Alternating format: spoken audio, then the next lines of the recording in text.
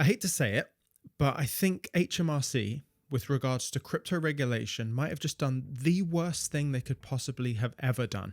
This is such an invasion of privacy. I kind of can't believe that it's happening. I talked a little while ago about a new framework that's coming in to how they treat digital assets, cryptos, with regards to tax. And that was bad enough. That meant that all of the exchanges that you're part of, if you have entered in KYC information, entered in any of your information, the passport, the driving license, anything that you do on these exchanges, they will automatically transfer all of your trading information and even look back at your trading information and give that all to HMRC. So HMRC can essentially look at what you have declared and what you haven't declared and notice discrepancies. They're not going to actively charge you, but they are going to watch and they're going to know whether you've under or over reported. And more importantly, whether you've underreported. The fines are also incredibly terrible. I just can't really quite believe this.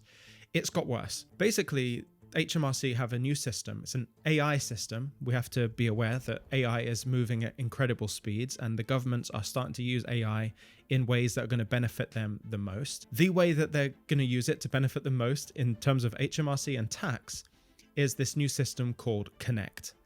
Connect is an AI system that not only, and this is where it gets the worst, not only is this going to track all of your exchange and your crypto investment data, they're also going to look at your social media. I said that, I don't know if you heard me correctly there, but I did say that right.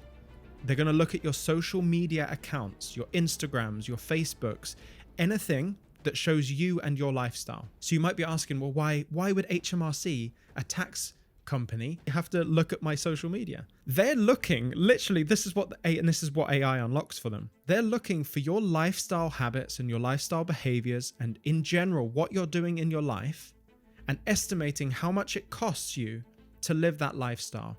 Because if you have a very wealthy looking lifestyle, you're going on holidays, you're going to concerts and all of this stuff, but you've got £30,000 that you should be paying in tax, they're flagging all of that on their system. Literally, they're looking at how you live your life on social media to see if you should actually be paying your taxes or not. Or whether if you owe them taxes, even if you haven't filed yet, they're keeping track of all of it. It's absolutely insane. And they're using AI to do all of this. So regardless of, whether you think you're going to maybe try and get away with it or it's like a gray area of crypto, that gray area is disappearing. They are seeing clearly across not just our exchanges, but our bank accounts. That's another element of this. Our social media, any side hustles that you have, like they're tracking all of it and they're estimating how much tax you owe based on the data that they have from the exchanges and the data that they have from your social media and from your bank account and all of that. If they can see that you have the money, but you haven't paid your taxes, this is where it gets even worse, if you can imagine. They're not just going to know how much you probably should pay in taxes, but they're also going to start issuing fines. And these fines can go up as much as 100% of what you actually owe in tax. So if you owe money in tax from crypto 3 years ago, and let's say that tax amount that you owe is like £5,000, if you had a fine, they could charge you an additional £5,000 on top of what you owed in tax in the fines. Now, they're incentivizing people not to wait that long and actually self-declare. And if you self-declare, you might even be able to remove all of the taxes.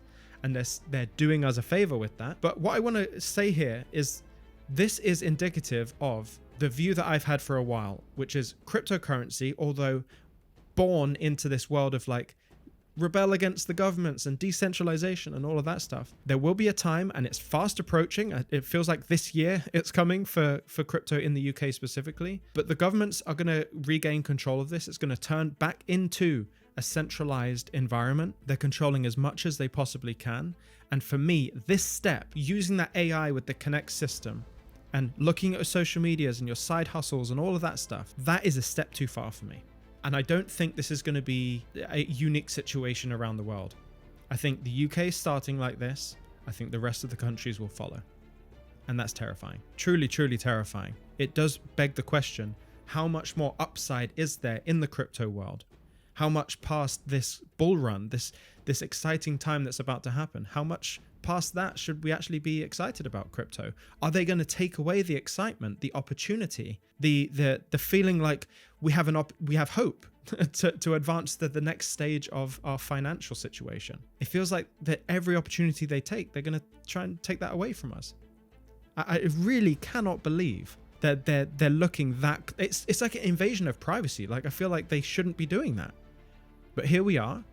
It's happening. The banks and the governments are all getting ready right now, adapting. All the exchanges are getting ready right now, adapting to this new system of just complete transparency on everyone, whether you want it or not. And the deadline is January the 1st, 2026. It's absolutely astonishing. So there's something that you really need to be doing right now. If that was scary for you at all, it's going to be very, very scary for me. You need to consolidate your data. So like, you need to make sure that your information for your crypto is basically the same as the information that they have on your crypto. Because if you underreport, they know it. So like, you can't even get away with it. I'm sure there's some leeway there. I'm sure there is. Basically what I'm using right now is I certainly have my own accountant who can do a lot of this for me. If you don't have an accountant, you don't want to pay for an accountant, you can use a tool called Coinly. Coinly, really good. They basically track all of your transactions. You can get all the historical data of every transaction that you've ever made, and it will produce a report that you can give to your accountant.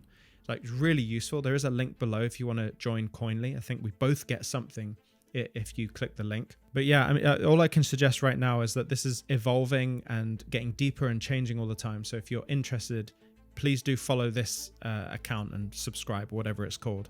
Just stay up to date. There's also something maybe of interest to you, is that I have a newsletter that I post, a letter to you every week, just of what I'm seeing in crypto and regulation, things like this. And I'll send that out once a week, and you can just be updated, and you don't have to stay plugged in all the time, because I'm just going to keep you up to date. If you're interested in that, it's absolutely free, and I send one email every week. All right, with that said, stay emotionless, or try to. I'll see you in the next one.